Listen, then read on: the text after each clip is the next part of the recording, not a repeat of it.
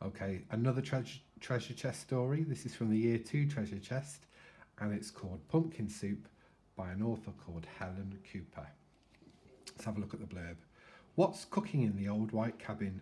Pumpkin soup, the best you've ever tasted. Cat, squirrel, and duck are three friends who make pumpkin soup together every day. They always do it in the same way until little duck thinks he has got a better idea. Oh dear. Let's find out what happens in this story.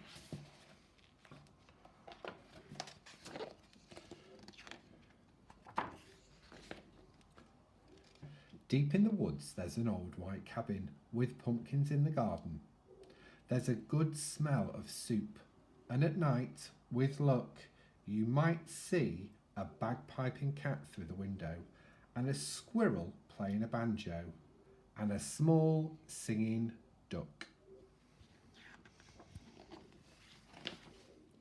Pumpkin soup, the best you've ever tasted. Made by the cat who slices up the pumpkin. Made by the squirrel who stirs in the water. Made by the duck who scoops up a pipkin of salt and tips in just enough.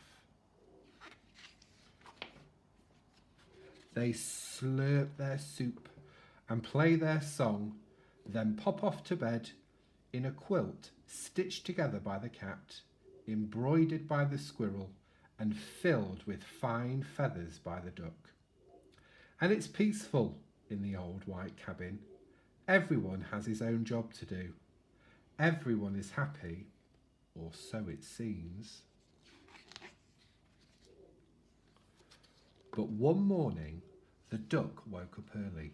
He tiptoed into the kitchen and smiled at Squirrel's special spoon. Wouldn't it be fine, he murmured, if I could be the head cook? He drew up a stool, hopped on top, and reached until his beak just touched the tip of the spoon. Kerplonk! Down it clattered.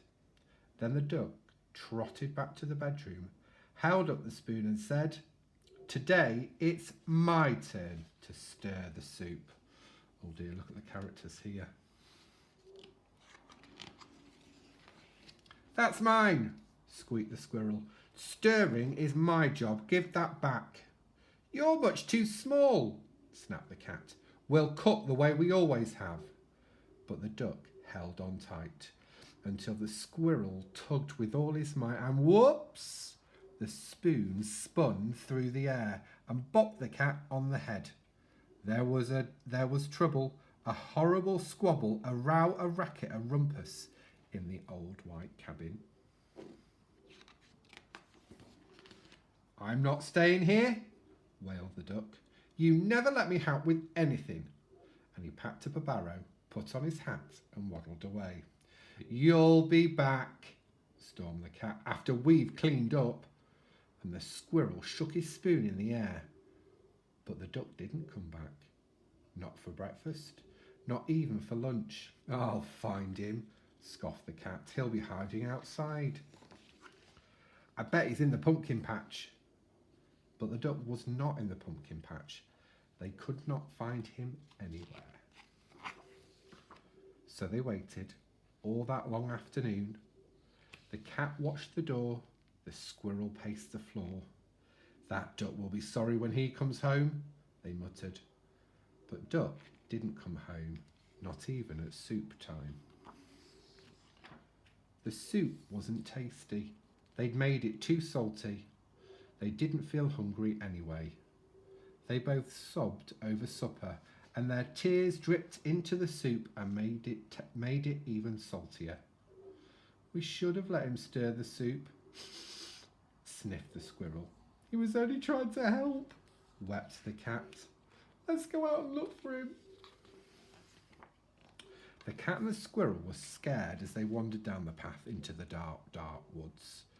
They feared for the duck all alone with the trees and the foxes and the wolves and the witches and the bears, but they couldn't find him. On and on they trotted. They reached the cliff of a steep, steep hill. "Maybe he fell down that," wailed the cat. I'll save him, squeaked the squirrel, and he scrambled down on a long shaky rope. He searched all around on the ground, but he couldn't find the duck. Then the cat whispered in a sad little voice, "Duck might have found some better friends." "He might," yelped the squirrel. "Friends who let him help." And the more they thought about it as they plodded back, the more they were sure they were right. But when they were almost home, they saw light shining from the old white cabin. "It's Duck!" they shrieked as they burst through the door. And Duck was so pleased to see them. He was also very hungry, and though it was late, they thought they would all make... What are they going to make? Some pumpkin soup. When the duck stirred, the cat and the squirrel didn't say a word, not even when the duck stirred the soup so fast that it slopped right out of the pot, not even when the pot got burnt. Then the duck showed the squirrel how to measure out the salt, and the soup was still the best you've ever tasted.